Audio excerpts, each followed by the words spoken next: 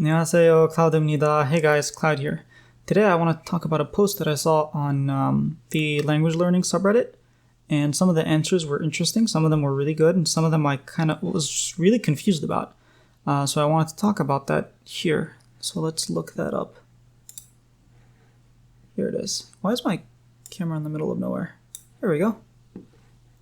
Alright, so the OP is asking C1 and C2 language achievers.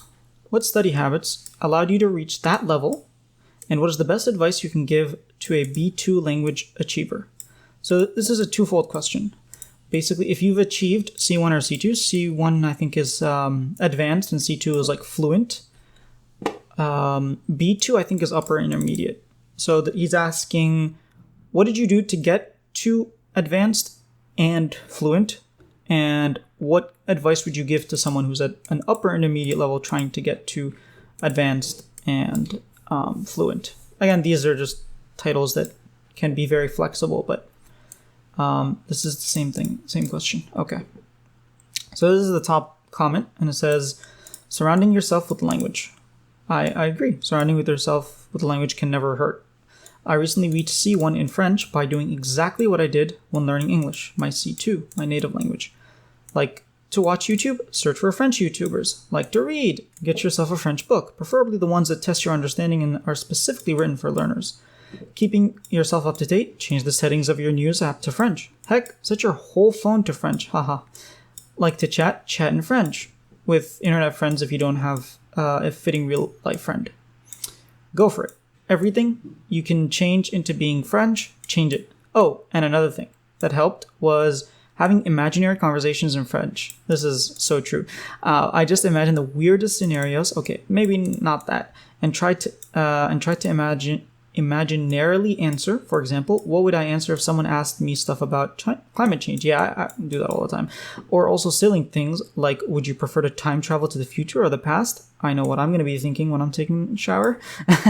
Those conversations that aren't in your normal comfort zone really show you where you are still lacking words. This is really true. This is a really good point. Basically, immersing yourself in the language. This is what this is saying, which comes to no surprise to anyone. This person really liked that last bullet point because it really does show where you're lacking words. If you're trying to explain something to yourself and you don't have anyone to bounce back off of, yeah, that definitely helps. So this is the top upvoted comment for a reason. Now let's go here. Consistent daily practice. Don't give up. Don't try to put in time every day. Showing up is the most important part, and also slowly transition your life into your target language. Not so helpful. What does practice consist of at the C level? At the C level, shouldn't you have already transitioned your life? Well, the person's not at the C level yet, and you don't need to transition your life to get there. So transitioning your life, like you don't need to be reading the news for you to get to upper intermediate. So if that's your advice to get into advanced, that makes sense. Using it as much as possible, that will never ever hurt. This person, so he passed the German. Oh no, this isn't the person I was talking about. So he read a lot, not just novels, but political, scientific articles, posts on German Reddit to get more familiar with colloquialism, literature, etc. Conversation with self. You can see a common theme, right? So these are language learners who've already learned the language, and this is what they're saying caused their success. And we can look at these, and we can find similarities, we can find trends, and we can extract from that ways in which we can learn as well. So reading books out loud to improve pronunciation. This is something I've talked about so often. Whenever you're reading something in your target language, just read it out loud. Regardless, just read it out loud. It'll definitely help your pronunciation. Learn German rap to sing along with. That's pretty cool. Writing short essays, stories. Now, do you need this to speak the language? Not really. Writing helps speaking, but you don't need to write. So if you're stuck in your speaking, you feel like you're not improving, you're always struggling with the same sentences, like you're at that intermediate plateau, start writing. What that will do, it doesn't have to be short essays or stories, but just write what you want to say. For example, write about something you talked about in your native language. What that does is your speaking isn't able to come up with the words and sentence structure, but you're practicing it while writing. So it's kind of like a boot camp or a practice mode. You're in practice mode for speaking. You're writing things down. It'll take you longer. You have more resources. There's no pressure of just talking. And that will slowly improve your speaking because you can think of it immediately because you've written that kind of thing over and over again. So it's very useful. It's not necessary, but it's definitely a very good tip to write. Once you're at that intermediate level, writing will definitely help you. Etymology and origin of idioms. I don't know that in any of the 3 languages that I know. Flashcards, physical ones, that's his preference. Learning quotes, that's really cool.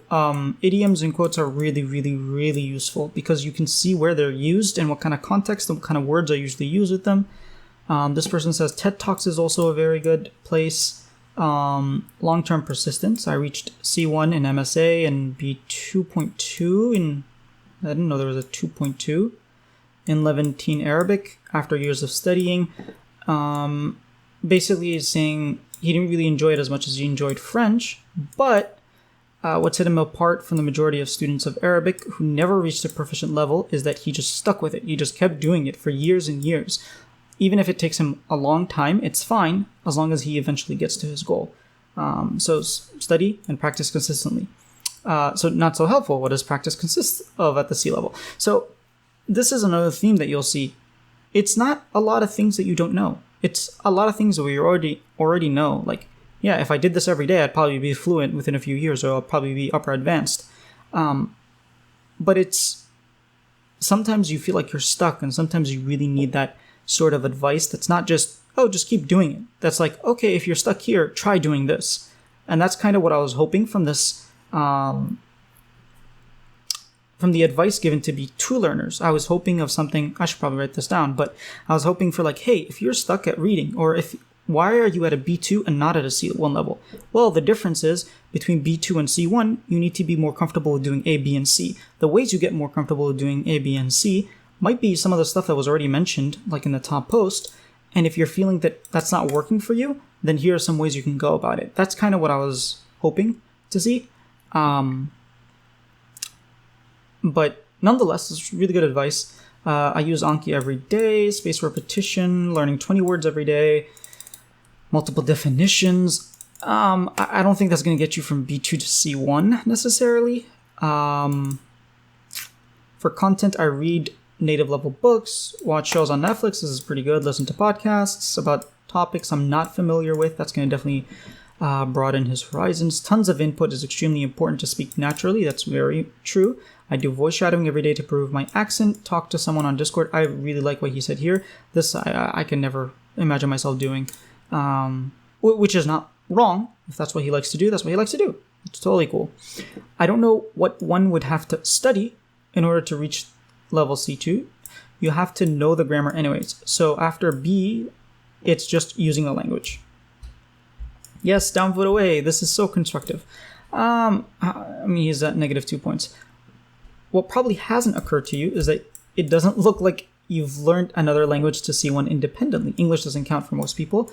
Is that the push from C1 to C2 often involves a great deal of deliberate study, i.e. tying up loose grammatical ends, finally learning synonyms or idioms.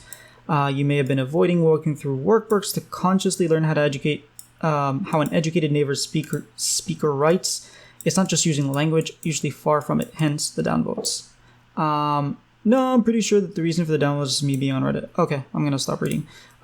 Basically, what I have to say to that is going from C1 to C2, there's a few things that you're going to need if you really want to get to that fluent, like I am fluent in this language. That also depends on your definition. When you're saying fluent, can you speak it with no problems just like a native? That's one thing. Can you write like a native? That's a whole nother thing. Like, my writing in Korean is probably my worst skill by far. Like, worse than speaking, worse than listening, worse than reading. Because I never do it. I don't care to write in Korean. The only time I write is when I text. Other than that, do I really care? Not really. The only times I'll write is when I feel like I'm stuck and I need to improve on my speaking. That's when I'll write. But does that mean that I can never reach fluency in Korean? Well, it depends on what my goals are.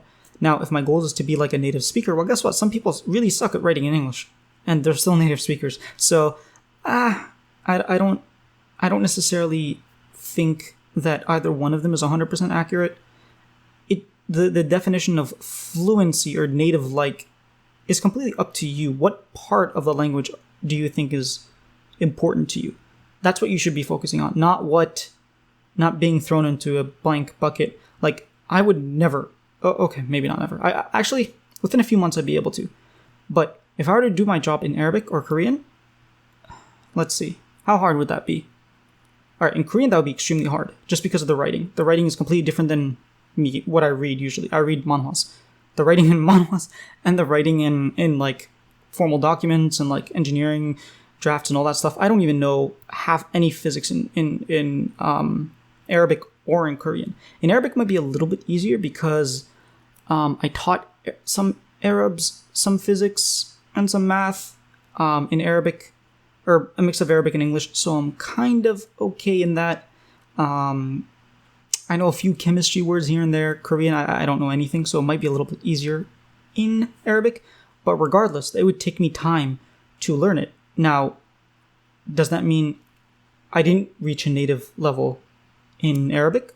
I would disagree. I would say I've reached the native level, that I am a fluent Arabic speaker. That's what I'm trying to say.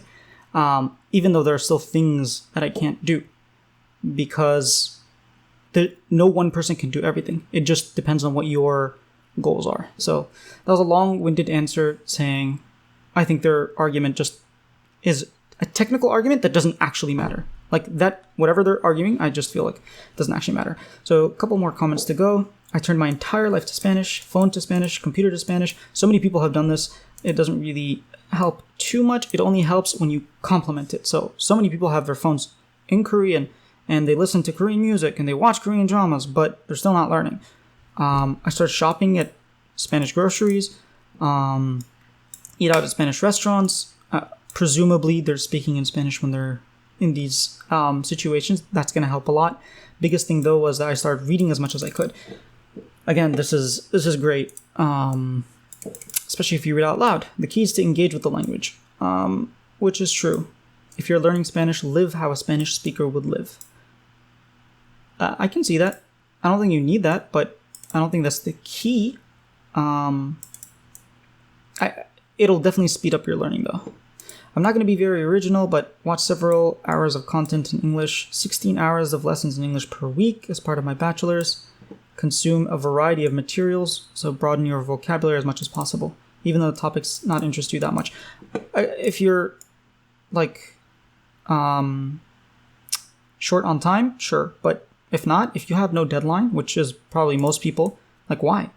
Why would you do something that's not interest you? Why would you watch, like for me, why would I watch VODs or, like, vlogs of people doing things I don't really care, like trying out clothes and stuff? Like, I don't care about that stuff. I'd watch, like, soccer videos in my target language, no problem, because I like that kind of stuff. Like, sports, climbing videos, I love that stuff. But then you tell me, like, a vlog of someone studying or my daily life in Korea, I'd never watch that. That's just boring to me. So I don't know. I don't agree with this necessarily. Again, context. Enki every day. Isn't this the same thing? This is the same exact comment, huh? Okay. Well, that's it for this post. I just wanted to talk about some of the stuff that they talked about and how a lot of them have very similar answers. And that should mean something. Like, if these people consistently reach a high level of fluency doing the same thing, then maybe that thing is actually useful and you just have to find out how to use that thing in the way that you like. So that's it for this video.